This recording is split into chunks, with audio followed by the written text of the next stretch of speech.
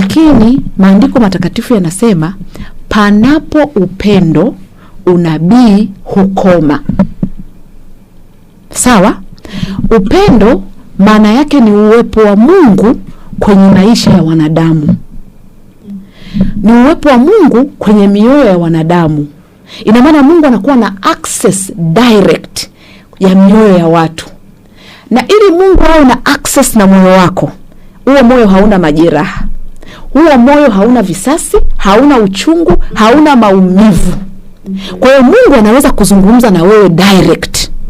Sasa unabii ni nini?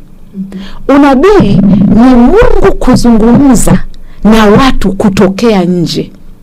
God speak from outside. Mungu anaongea na watu kutokea nje, anatumia watu sasa. Anaongea, anakupa tumaini. Unajua mambo ya unabii yanayoendelea mfano hata hapa nchini yanasaidia fujo nyingi sana kupungua. Japo kuna manabii wengi wa uongo, lakini zile hali za unabii zina suppress mioyo ya watu. Kama ilikuwa na pressure hivi, anasikia kama moyo wake una relax. Lakini sasa ni ishara ya kwamba Mungu anazungumza na watu kutokea nje. Watu wamejitenga na Mungu, hawawezi kuongea direct na Mungu. Na ishara ya ule upendo, kama nilivyosema hapo, Biblia inasema, maandiko yanasema kwamba panapo upendo unabii unakoma.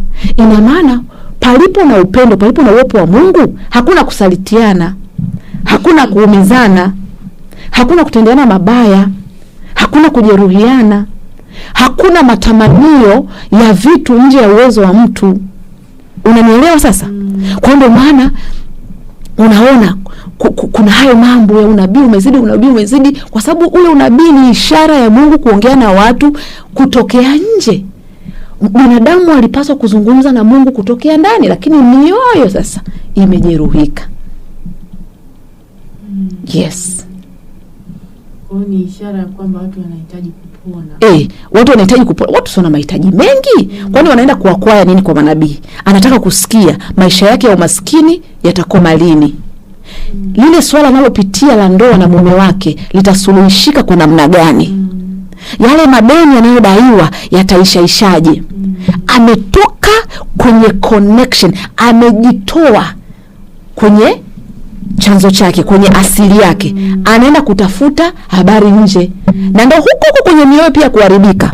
Ndio maana watu pia kwa waganga wanazidi, wanaenda kufanya nini? Wanaenda kuulizia, kwa sababu mioyo imejaa mahitaji, imejaa tamaa, imejaa shauku. Kwa hiyo aidha wataenda kuakwaya kwa waganga ama wataenda kuakwaya kwa manabii. Lakini ni dalili kabisa mojawapo kwamba mioyo ya watu imeharibika.